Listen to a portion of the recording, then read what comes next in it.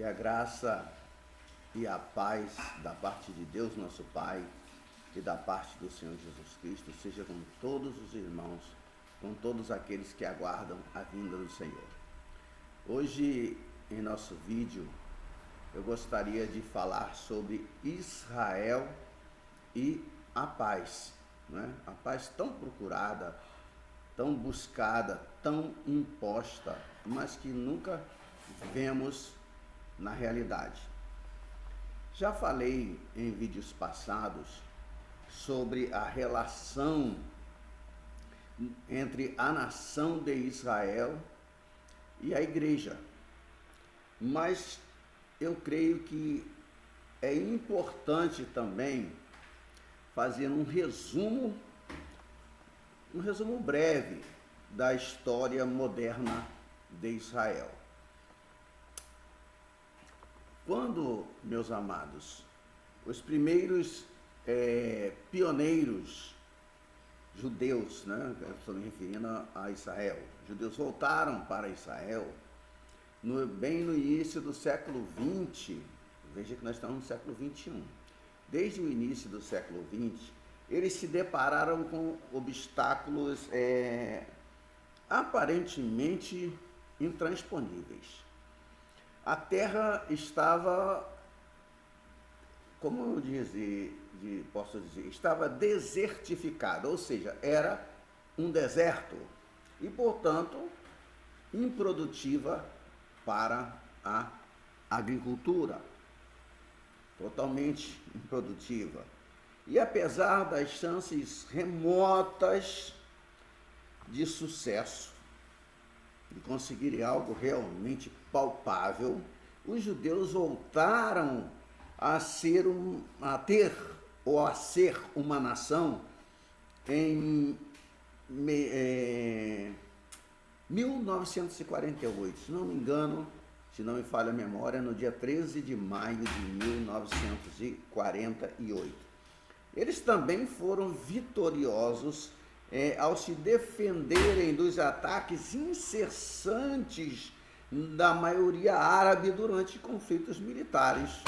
Eu acho que todos nós, pelo menos aqueles que são até um pouco mais novos do que eu, acompanharam isso nos noticiários. E hoje é quase inconcebível para os países árabes tentar aniquilar Israel através das armas. Os árabes aprenderam do modo mais difícil possível que Israel é uma realidade e que Israel veio para ficar. Israel está aí para ficar. Enquanto isso, cresceu uma nova geração, uma geração nascida na terra de Israel. Essa geração que foi nascida lá, essa nova geração, não tem mais o espírito pioneiro e a mesma determinação dos primeiros imigrantes. Isso é bem visível, porque os primeiros imigrantes acreditavam ter um chamado especial para restabelecer as fronteiras bíblicas. Veja bem, eu disse as fronteiras bíblicas, não as fronteiras que estão lá agora não, mas as fronteiras bíblicas originais dadas por Deus aos seus patriarcas, aos seus antepassados. Essa nova geração a que me refiro também sofreu e continua pagando caro pela sua liberdade. Eu creio que vocês todos têm conhecimento disso. E vê como prioridade o estabelecimento de uma coexistência pacífica com os árabes. Basta que acompanhemos os noticiários do dia a dia que a gente vai ver esse desejo bem presente no povo atual de Israel. E é fácil, meus amados, é fácil perceber como o diabo tenta evitar, e eu digo até desesperadamente, que seja cumprida a palavra profética de Deus. Desde o início, né, no Egito, ele fez com que Faraó mandasse matar todos os meninos judeus que nascessem. E eu pergunto, por quê? Por que isso? Por quê? Para assim eliminar o povo escolhido de Deus. Essa é a resposta. Mas a derrota de Faraó ocorreu do mesmo modo como ele tinha planejado destruir Israel. Ou seja, seu povo morreu afogado. Muito tempo depois, apareceu um homem chamado Amã, um outro homem perverso, e que também tentou exterminar a raça judia. Como foi o seu fim? O que aconteceu com Amã?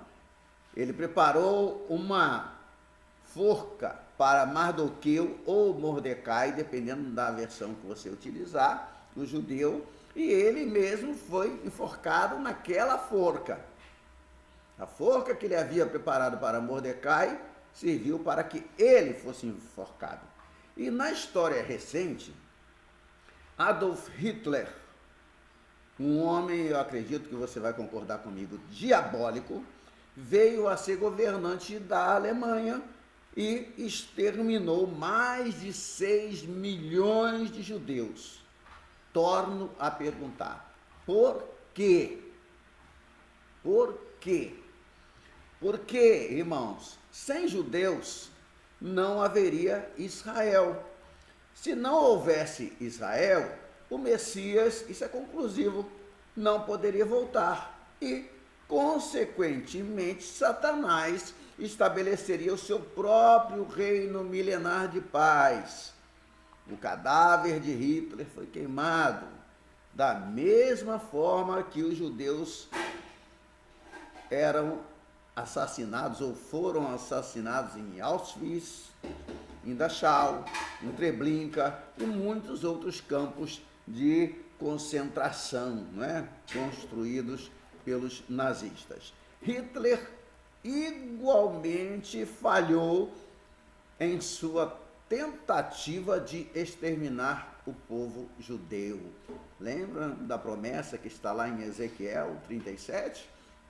Depois que o Senhor restaurasse Israel, todas as nações saberiam que Ele é o Senhor, que Ele é Deus, que santifica Israel. Está lá, dá uma olhadinha, Ezequiel 37, que você vai ter a famosa, conhecida visão do Vale de Ossos Secos, e vai ver uma profecia maravilhosa. Depois, há tempos atrás, não muito tempo atrás, apareceu Yasser Arafat, que hoje já nem está mais aí, e seus aliados, travando durante muito tempo uma batalha intensa contra a nação de Israel. E, apesar das pressões para que sempre se reiniciem as negociações de paz, sempre dá em nada, sempre acaba em fracasso. Esse caminho rumo à paz é o caminho que levará os judeus a viverem o período mais perigoso de toda a sua história. O mais perigoso. Os inimigos atuais não são mais faraós, Amãs, Hitlers, mas são todas, anote isso, todas as nações do mundo. Os inimigos de Israel são todas as nações do mundo. Neste momento, no momento em que eu estou gravando esse vídeo, os maiores aliados políticos de Israel são os Estados Unidos. E mesmo assim, os Estados Unidos, de vez em quando, vem colocando uma pressãozinha aqui, uma pressão ali, usando o seu poder político, o seu poder econômico, para coagir Israel a entregar áreas da terra prometida aos chamados eu sempre coloco entre aspas, palestinos, aos chamados palestinos.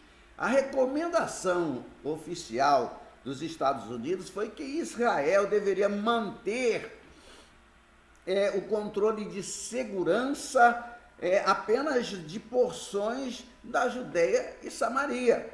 Os americanos, eles também chegaram a insistir que Jerusalém não ficasse, veja isso, hein? Não ficasse sob a soberania dos judeus, mas que deveria ser transformada em área internacional, sendo que parte dela deveria ser a capital de um Estado palestino, pasmem, de um Estado palestino, e isso segundo imposição do Vaticano. Ouviram? Imposição do Vaticano. Se, agora penso eu, o melhor inimigo, o melhor amigo, que melhor inimigo, não é? O melhor amigo de Israel o pressionou de forma tão vigorosa, então, o que farão os inimigos? O que farão os inimigos de Israel? Mas eu vou dizer que tenho boas notícias para você, mas você já sabe dessas boas notícias, não é? Há boas notícias. Os judeus continuam voltando para a terra dos seus pais e se estabelecendo como uma nação ativa, como uma nação vibrante no Oriente Médio.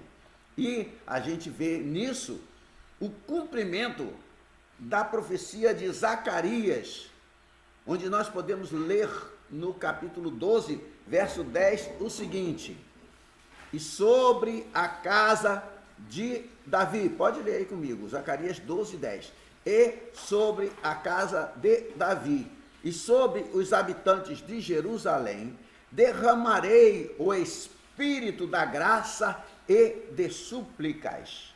Olharão para aquele a quem traspassaram, pranteá-lo-ão como quem pranteia por um unigênito, e chorarão por ele como se chora amargamente pelo primogênito.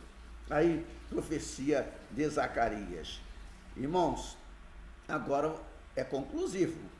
Para que os judeus possam olhar para aquele a quem traspassaram, é necessário que estejam de volta a Israel. É necessário que eles estejam lá. E, em particular, a Jerusalém. Senão não poderão olhar para ele. Né? Ninguém aqui, nenhum judeu aqui do Brasil pode olhar para quem está lá em Jerusalém. Muitas vilas, muitas cidades da Judéia e de Samaria já foram entregues aos inimigos árabes de Israel. Que inimigos são esses? Os palestinos. Os conflitos têm aumentado, relações com os árabes sempre piorando, as ameaças de guerra são constantes e é importante entendermos que isso é só o começo. Sim, é só o começo. Os árabes não ficarão satisfeitos apenas com pequenas áreas, eu digo pequenas mesmo, pequenas são pequenas áreas na margem ocidental do Jordão. Claro que não. Eles querem é tudo. Eles querem é tudo. Para que o seu sonho de um Estado palestino se torne realidade, Israel terá de entregar-lhes porções bem maiores da terra prometida. A ideia de que Israel deve manter a terra por questões de segurança não parece mais ser uma unanimidade. Não parece. Atualmente não. Com as armas modernas de hoje, a distância deixou de ser tão importante, diminuindo à força de tal argumento. Ninguém deseja mais a paz do que os israelenses, pode ter certeza disso. E apesar da situação atual, o processo de negociação terá de ser retomado. Estão sempre retomando. Você já tem acompanhado isso e sempre terminando em fracasso. As pressões internacionais são para uma solução pacífica, de modo que a paz, acabará inevitavelmente sendo imposta. A paz será inevitavelmente imposta. Imposta. Agora, o próximo grande passo diz respeito à cidade de Jerusalém, que Israel nunca irá dividir. Israel nunca vai dividir Jerusalém. Mas os árabes também dizem ter direito a ela. E esse gigantesco problema não irá simplesmente desaparecer. Não vai desaparecer. Mesmo assim, Israel continua progredindo e qualquer acordo de paz levará a uma prosperidade ainda maior.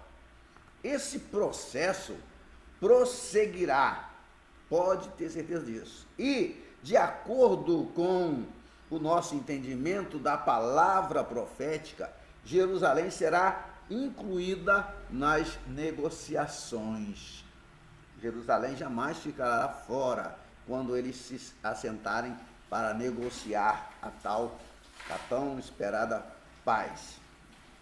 Nós podemos observar, que atualmente, apesar da saída da Inglaterra, do Reino Unido, a União Europeia é uma grande força.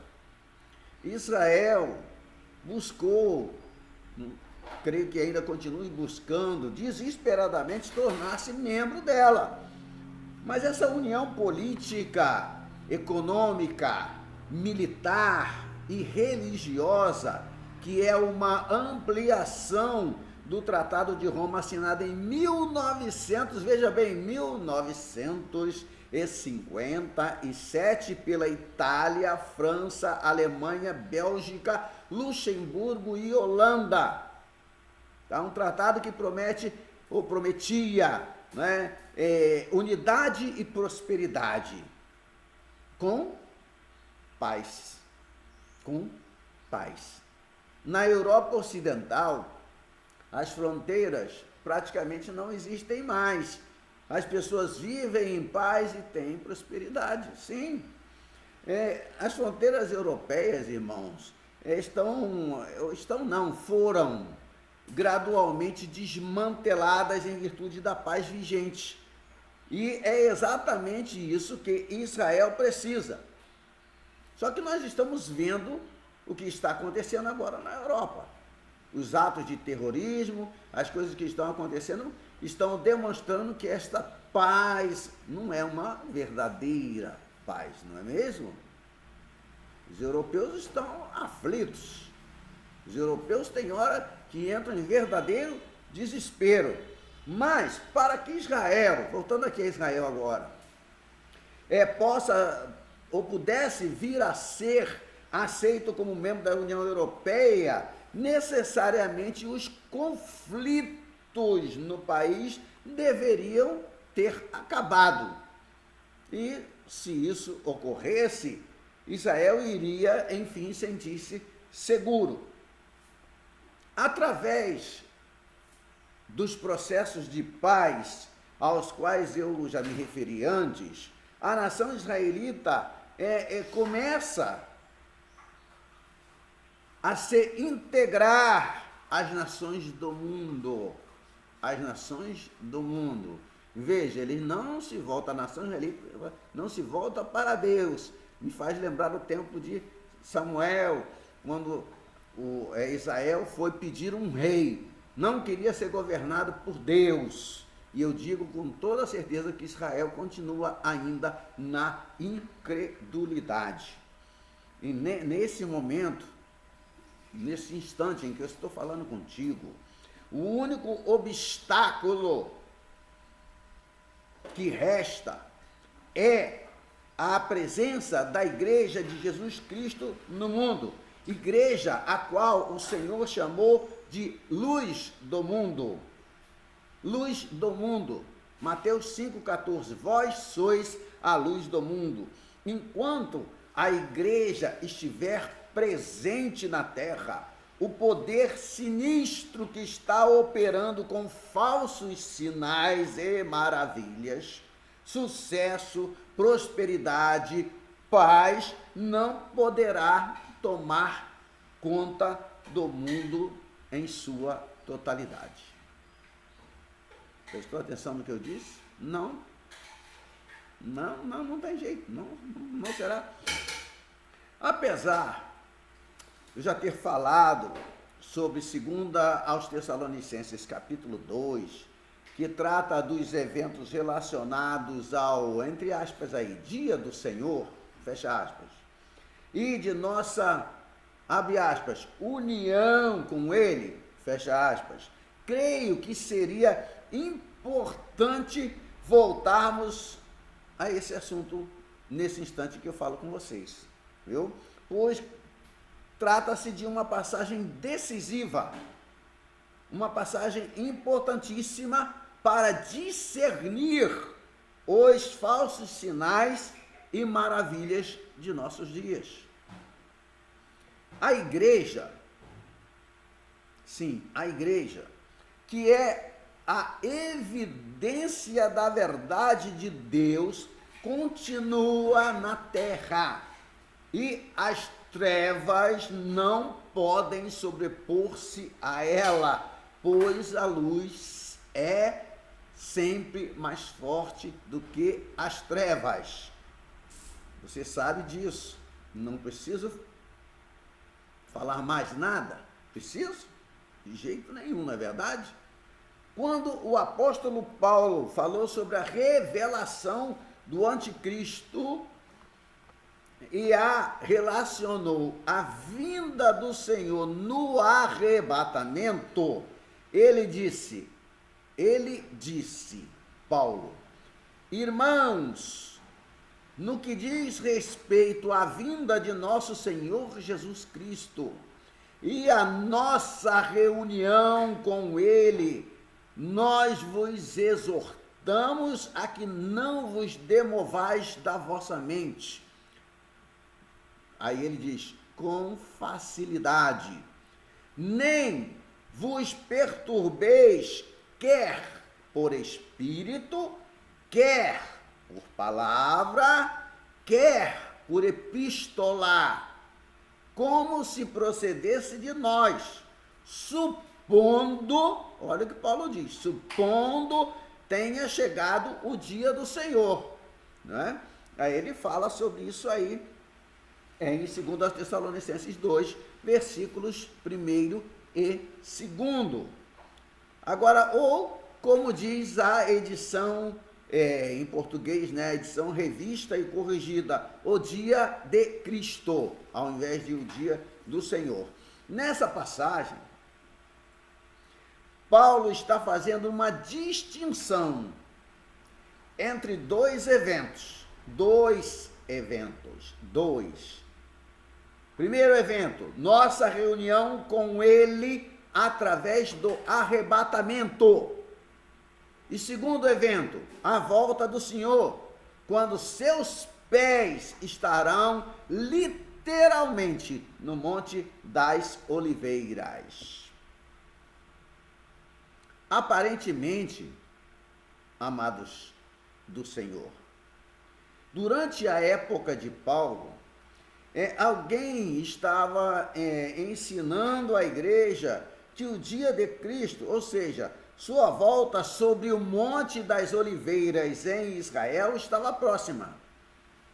O apóstolo refutou esse rumor. Tinha que refutar, era preciso que refutasse. E como foi que ele fez isso? Dizendo que o arrebatamento ainda não havia ocorrido.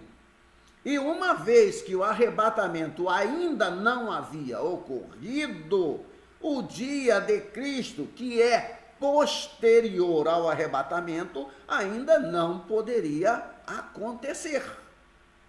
Foi assim que ele refutou tal coisa, tal afirmação.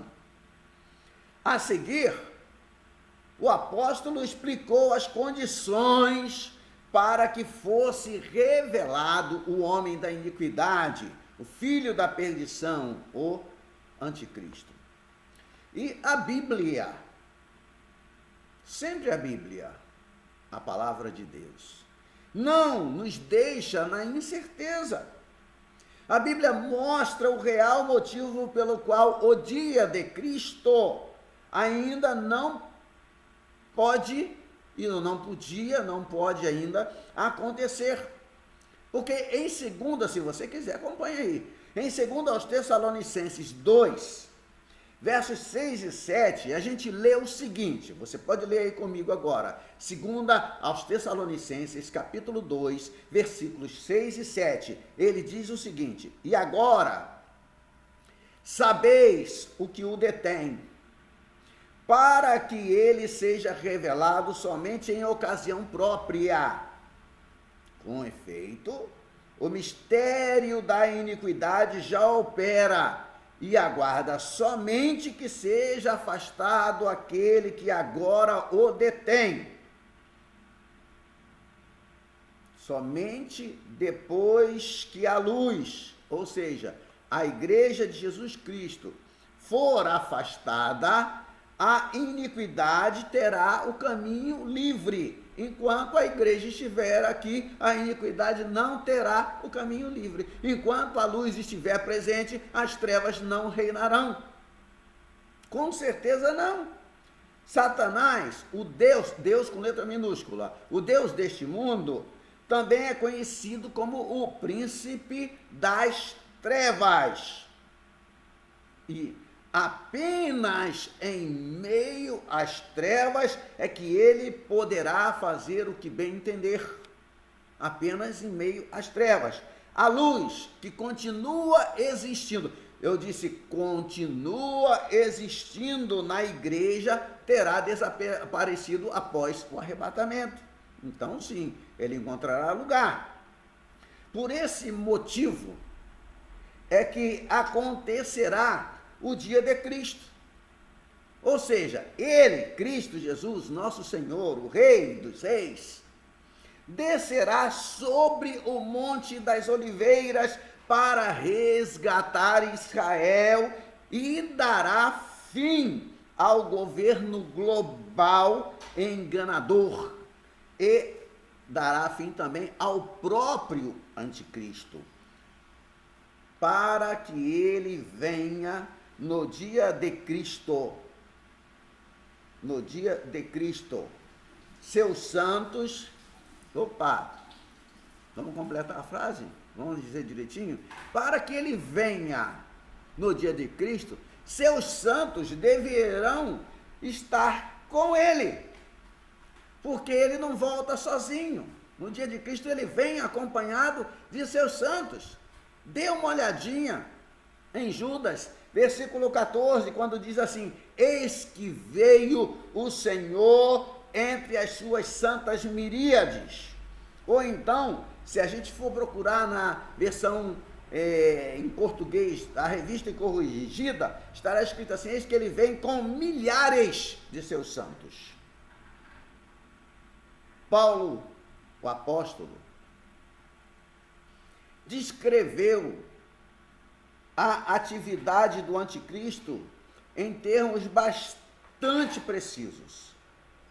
Ele será aquele que se opõe e se levanta contra tudo que se chama Deus, aí com letra maiúscula, ou é objeto de culto, a ponto de assentar-se no santuário de Deus, ostentando-se como se fosse o próprio Deus, segundo aos Tessalonicenses, você conhece, capítulo 2, versículo 4. E essa é a mesma pessoa sobre a qual o Senhor profetizou, dizendo em João 5,43, se outro vier em seu próprio nome, certamente o recebereis. Jesus deixou isso bem claro para nós. Hoje em dia, estamos testemunhando uma integração sistemática entre as nações do mundo. A Europa, apesar de todos os horrores que temos visto acontecer, está cada vez mais unida.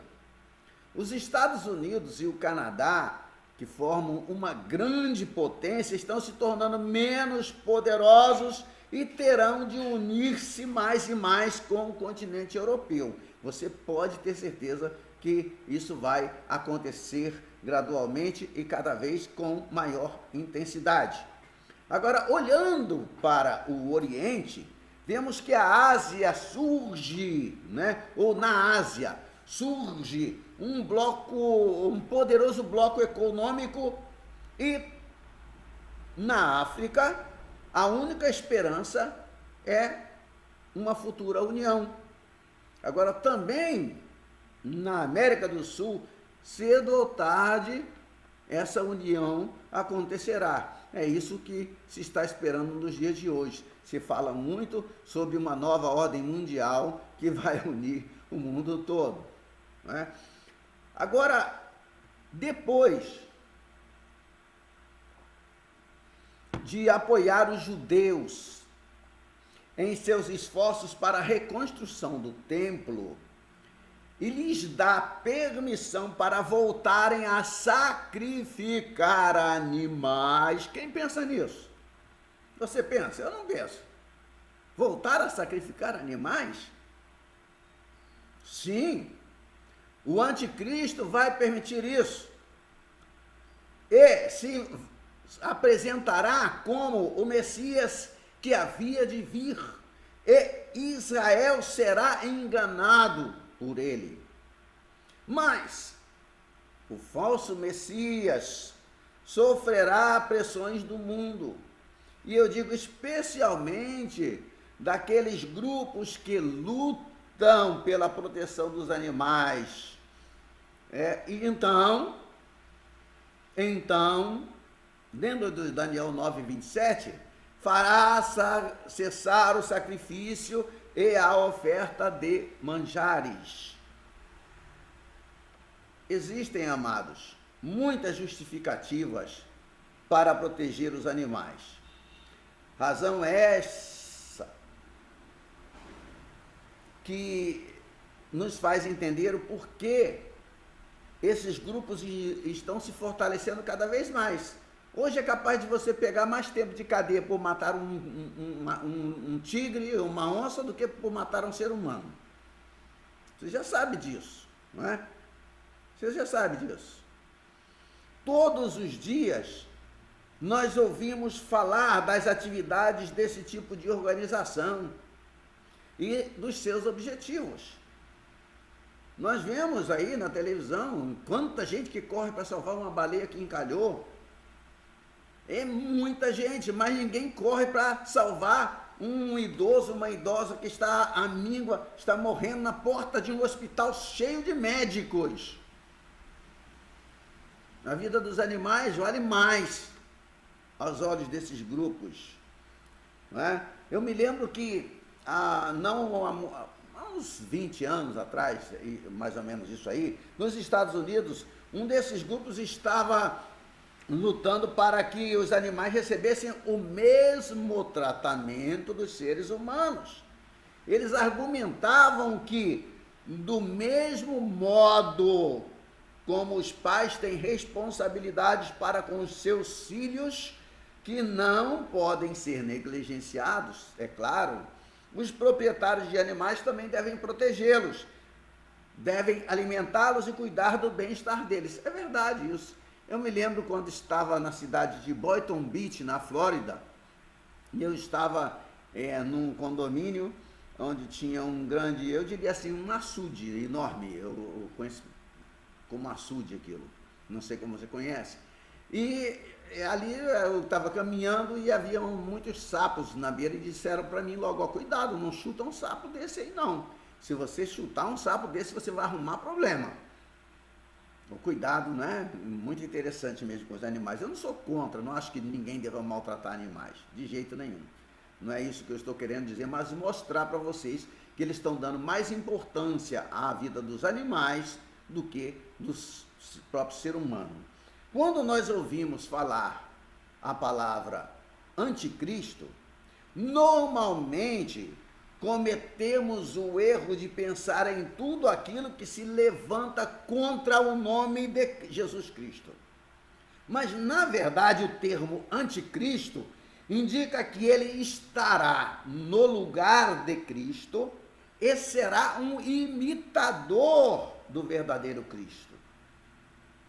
Graças ao sucesso que ele obterá, ele conseguirá fazer com que o mundo todo creia que ele é o Messias. E em vista do crescimento atual do movimento ecumênico, que a gente já vem vendo isso, né, já de vários anos, cada vez maior, se tornando cada vez mais forte, nós podemos entender muito bem porque Israel destoará da tendência geral quando voltar a fazer sacrifícios de animais. Alguns daqueles que estão me ouvindo agora podem discordar, podem pensar, o anticristo não dará ouvidos aos grupos que lutam pelos direitos dos animais, porque ele será um grande ditador. Eu não penso assim. O anticristo será eleito democraticamente. Ao anticristo interessa a democracia. Ele será eleito democraticamente, tornando-se um líder amado e respeitado por todos os povos da terra. A Bíblia diz o seguinte: toda a terra se maravilhou seguindo a besta. Se maravilhou seguindo a besta. Portanto, não há indícios de que haverá um sentimento de medo, mas sim, ao contrário disso, um sentimento de alegria, o que é confirmado também pela Bíblia, que diz assim: e adoraram o dragão, porque deu a sua autoridade à besta. E também adoraram a besta, dizendo: quem é semelhante à besta? Quem pode pelejar contra ela? Você conhece bem essa passagem, não é verdade? A ideia de que o anticristo estabelecerá o seu governo através de uma ditadura brutal é um grande erro. É um grande erro. Ele ouvirá atenciosamente a todos os segmentos da população, como qualquer bom político faz hoje. E é claro que o anticristo também terá oposição. Porém, de acordo com as Escrituras, ele será o maior dos governantes gentios. Em Daniel 9:27, você se lembra, está escrito que ele fará firme aliança com muitos por uma semana. Na metade da semana, fará cessar o sacrifício e a oferta de manjares. Você já aprendeu que se trata de uma semana de anos, ou seja, 7 anos. Israel, meus amados, será pressionado como nunca foi antes. Tudo aquilo pelo qual o seu povo batalhou, esperou, orou, será reduzido a nada. Nada. Isso diante do poder do anticristo e do seu regime de governo global. Por isso, Jesus terá de destruí-lo. Em 2 Tessalonicenses, que também você conhece, capítulo 2, verso 8, diz o seguinte: então será de fato revelado o iníquo, a quem o Senhor Jesus matará com o sopro de sua boca e o destruirá pela manifestação da sua vinda. Agora, chegamos ainda a um ponto muito importante do nosso vídeo de hoje, do nosso estudo de hoje. A identificação dos meios que Satanás usará para enganar a humanidade. Esse engano já está acontecendo. Esse engano está se espalhando rapidamente, até mesmo no meio daqueles que se dizem pertencer à Igreja de Jesus Cristo. Tenho conversado com muitos cristãos que têm testemunhos maravilhosos, mas também creem que certas experiências ultrapassam os seus testemunhos. Não é? É verdade.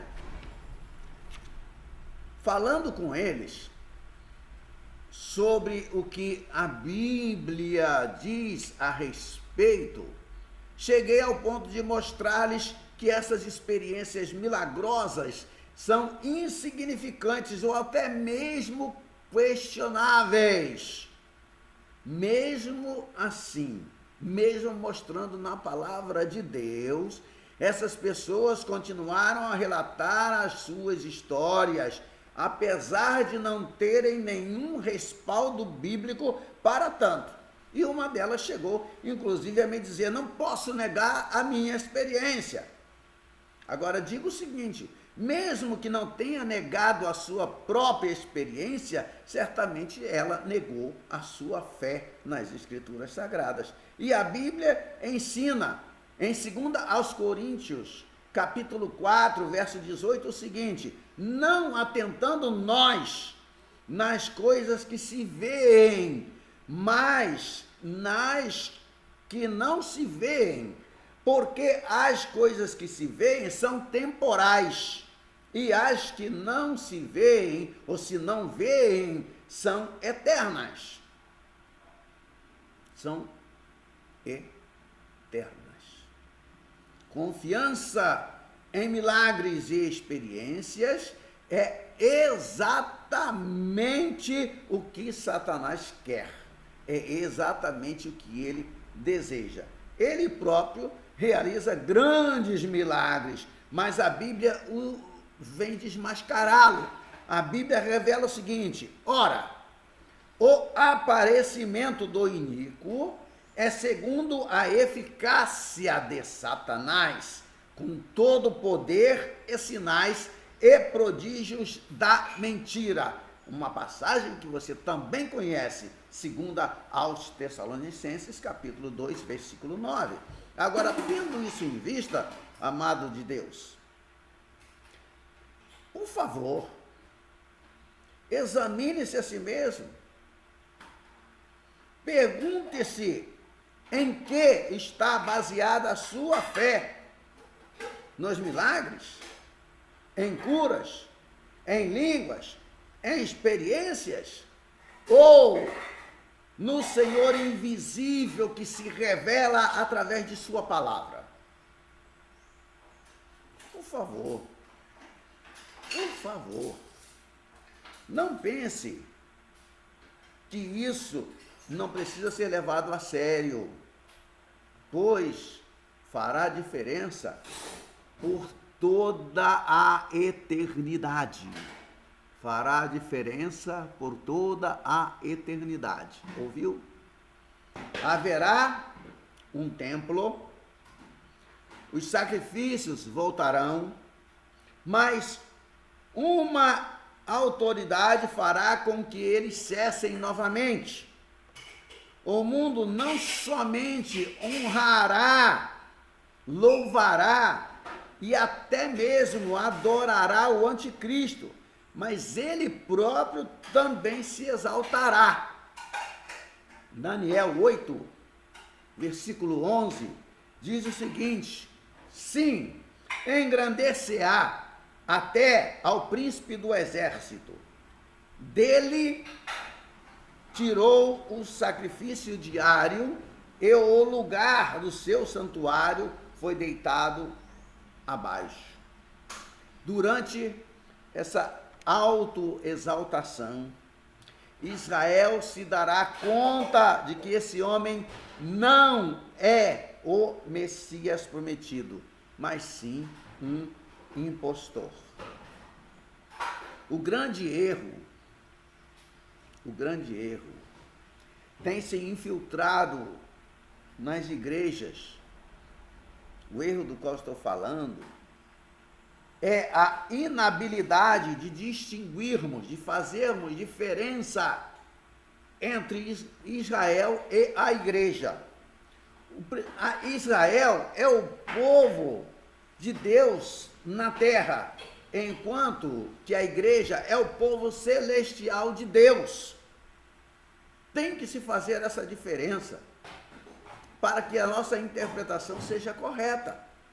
Neste momento, a igreja ainda não está completa, portanto, não pode estar no seu lugar de destino, ou seja, no céu. Por que ela ainda está na terra? Porque ela ainda está incompleta. Precisa que eu e você trabalhemos para completá-la. E como fazemos isso?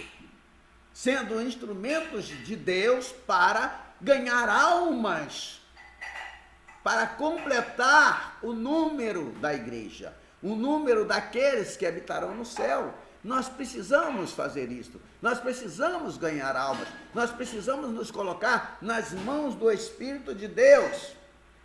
Ainda não fomos para casa por causa disso, porque a nossa tarefa não está completa. O Evangelho ainda precisa ser pregado até os confins da terra. O ide de Jesus ainda é válido para mim e para você. É válido para nós. A qualquer momento, o último gentio pode ser incorporado à igreja de Jesus Cristo, que então estará completa. A plenitude dos gentios, você pode dar uma olhadinha em Romanos 11, 25. Terá chegado quando a igreja estiver completa. E aí, o arrebatamento ocorrerá. Não ocorrerá antes disso. Pode ter certeza absoluta. O engano de Satanás está ocultando as diferenças entre Israel e a igreja. A Bíblia toda, incluindo o Novo Testamento, eu disse incluindo o Novo Testamento, é um livro judeu. Entretanto, ela também sempre foi útil para os gentios da igreja, pois Paulo deixou isso bem claro em sua segunda carta a Timóteo, capítulo 3:16, quando ele diz assim, toda a escritura é inspirada por Deus e útil para o ensino, para a repreensão, para a correção e para a educação na justiça. Entendemos que o Antigo Testamento foi dado especificamente para o povo de Israel, para que ele pudesse aprender a obedecer aos mandamentos de Deus e a reconhecê-lo como o Eterno, como o Criador dos céus e da terra. Agora, no Novo Testamento, vemos o cumprimento detalhado do Antigo Testamento, com tudo acontecendo em Israel, entre os judeus. O Senhor Jesus disse enfaticamente o seguinte: a salvação vem dos judeus. Se você não acredita que ele disse isso, dá uma olhadinha no registro de João, no capítulo 4, no verso 22, quando ele estava conversando com a samaritana. Os gentios apenas foram incorporados mais tarde à igreja, porém, quase todas as seitas e falsas religiões enfatizam que Israel perdeu o seu chamado original e que a igreja surgiu para substituir Israel. Isso é um grande erro. Tenho muitas Bíblias, muitas versões da Bíblia. E tenho também Bíblias antigas. Eu tenho uma antiga, dentre tantas que eu tenho, na qual cada capítulo é precedido por algumas linhas que explicam o seu conteúdo. Isso você vê demais hoje nas Bíblias de estudo, não é? Tem quase que toda a Bíblia hoje que surge vem com algo que antecede o início do livro e coisas que vêm depois também no rodapé de cada página, né? Por exemplo, nessa Bíblia que me refiro, a introdução de Joel 3 começa com as seguintes palavras. A introdução, viu? O julgamento de Deus sobre os inimigos de seu povo e suas bênçãos sobre a igreja. Na verdade, irmãos, esse capítulo descreve uma região geográfica, Judá e Jerusalém. O versículo 2 fala sobre todas as nações e também menciona uma localização geográfica, o Vale de Josafá. E o texto ainda enfatiza especificamente que todas as nações serão punidas por causa do meu povo e da minha herança, Israel. No final do texto, nós vemos um motivo para um julgamento tão terrível sobre as nações, quando é dito que as nações repartiram a minha terra entre si. Agora, é extremamente difícil tentar explicar que a frase repartindo a minha terra entre si refere-se a uma terra dada aos cristãos.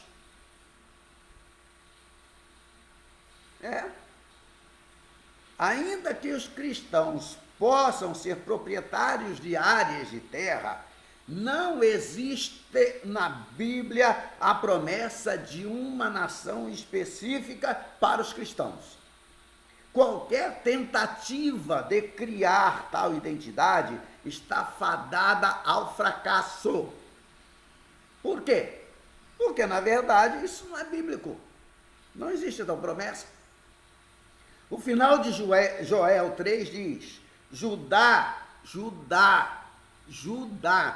porém será habitada para sempre, e Jerusalém de geração em geração. Eu expiarei o sangue dos que não foram expiados, porque o Senhor habitará em Sião. Nos versos 20 e o 21 está escrito isso, de Joel 3. Estão sendo mencionados novamente Judá, Jerusalém e Sião. Não está sendo mencionado, ou não estão sendo mencionados os cristãos. A gente tem que se ater ao que está na Bíblia. Apesar disso, o cristianismo igrejista alega que tais promessas são bênçãos para a igreja. Agora, quando tratam dos juízos, os comentários da Bíblia citada, né, da Bíblia que eu falei, proclamam punição para o povo judeu pecador. Quer dizer que ninguém quer os juízos para si. Eles podem ficar para os judeus, os juízos podem ficar para os judeus, mas as bênçãos são para nós? É incrível isso, né? Chega a ser engraçado, irônico. O grande enganador tem se infiltrado na igreja. E, ao se infiltrar na igreja, ele distorce as escrituras a ponto de alterar deliberadamente o seu sentido. Essa Bíblia antiga, com seus comentários tendenciosos, não é um caso isolado. Essa teologia que põe a igreja em lugar de Israel, apenas quando se trata de ficar com suas bênçãos, está muito difundida no meio cristão. Muitos evangélicos também parecem não perceber, amados de Deus, que nesse aspecto seguem exatamente a mesma posição da Igreja Católica Apostólica Romana. Nós sabemos, através de Romanos 11, 28, que os judeus são inimigos de Cristo. Sim, está escrito em Romanos 11, 28. Quanto ao Evangelho, estou lendo aqui, Romanos 11, 28. Quanto ao Evangelho, são eles inimigos por vossa causa. Quanto, porém, à eleição, amados por causa dos patriarcas. Isso não muda o fato de que eles são o povo escolhido de Deus por toda a eternidade. Por toda a eternidade. Israel é o povo escolhido de Deus. Tudo o que temos vem de Israel. O apóstolo Paulo enfatiza em Romanos 11, versículo 13, o seguinte: veja bem, dirijo-me a vós outros, que sois gentios, e nos adverte: não te glories contra os ramos, porém, se te gloriares, sabe que não és tu que sustentas a raiz, mas a raiz a ti. Dirás, pois, alguns ramos foram quebrados para que eu fosse enxertado. Bem, pela sua incredulidade foram quebrados. Tu, porém, mediante a fé, estás firme. Não te ensoberbeçais, mas teme. É Paulo avisando a gente. Porque se Deus não poupou os ramos naturais, também não te poupará. Pois, se foste cortado do que por natureza era oliveira brava, e contra a natureza enxertado em boa oliveira, quanto mais não serão enxertados na sua própria oliveira aqueles que são ramos naturais. Ele fala isso no capítulo 11 de Romanos, no verso 18 até o 21, e completei com o verso 24.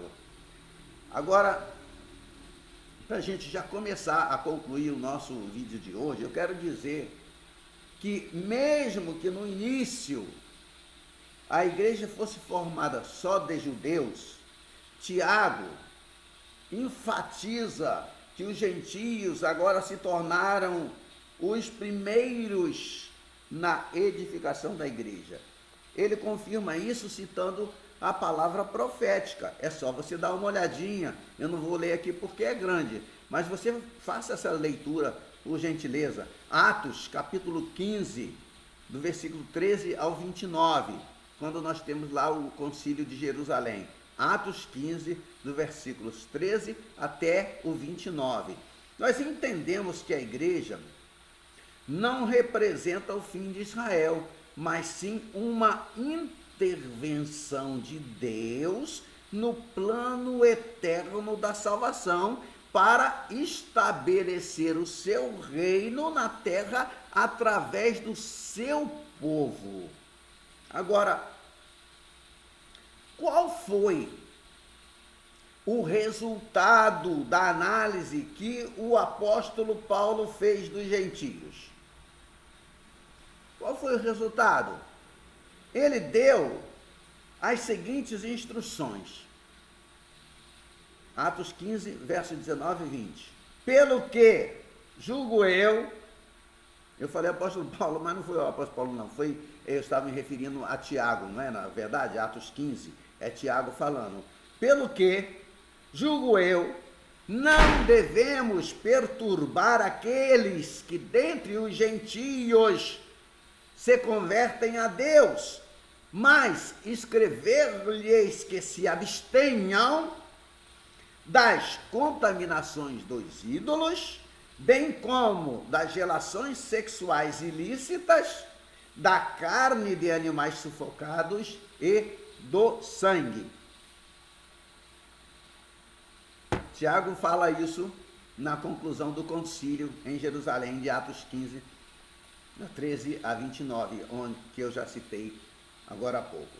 Portanto, meus amados, é uma futilidade, eu disse futilidade, instruir os crentes para que observem certos dias e sigam preceitos judaicos, porque essas leis não se aplicam à igreja. Paulo escreveu aos Romanos: faz diferença entre dia e dia, outro julga igual todos os dias. Cada um tenha opinião bem definida em sua própria mente. Romanos 14, verso 5. Ele também ressaltou esse ponto ao escrever em Tessalonicenses 2,16. Escreveu o seguinte: ninguém, pois, vos julgue por causa de comida e bebida, ou de dia de festa, ou lua nova, ou sábados. Por aí você vê, né? Não vou falar, nem preciso. Apesar dessas diferenças evidentes entre igreja e Israel, existe unidade completa quanto ao propósito final de Deus com ambos, tanto com a igreja quanto com Israel. Basta que a gente leia Romanos capítulo 11, versos 30 a 32, quando está escrito assim: porque, assim como vós quem? Gentios, também outrora fostes desobedientes a Deus, mas agora alcançastes misericórdia, à vista da desobediência deles. Deles quem? Dos judeus. Assim também estes, os judeus, agora foram desobedientes, para que igualmente eles, os judeus, alcancem misericórdia, à vista da que vos foi concedida. Concedida a quem? A nós, aos gentios, à igreja. Porque Deus a todos encerrou na desobediência, a fim de usar de misericórdia para com todos. Desse modo, amados de Deus, não podemos ficar alheios ao que ocorre em Israel, pois fazemos parte do mesmo plano divino. Nossa identidade com Israel deve levar-nos à solidariedade com o povo judeu e a buscar o seu bem, conforme a exortação e o exemplo de Paulo, quando em Romanos 11, de 13 a 15, ele diz o seguinte. Você pode acompanhar comigo? Pode me acompanhar ou pode ler comigo? Dirijo-me a vós outros que sois gentios.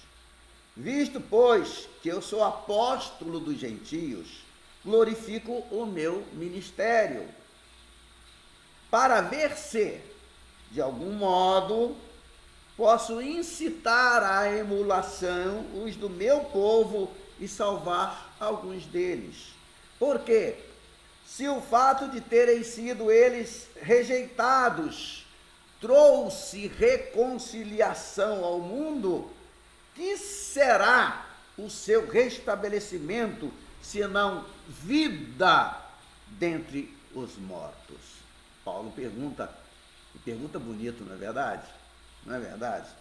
Entretanto, irmãos, quero concluir nosso estudo de hoje dizendo que esse restabelecimento completo de Israel só acontecerá com a chegada do Messias, o príncipe da paz.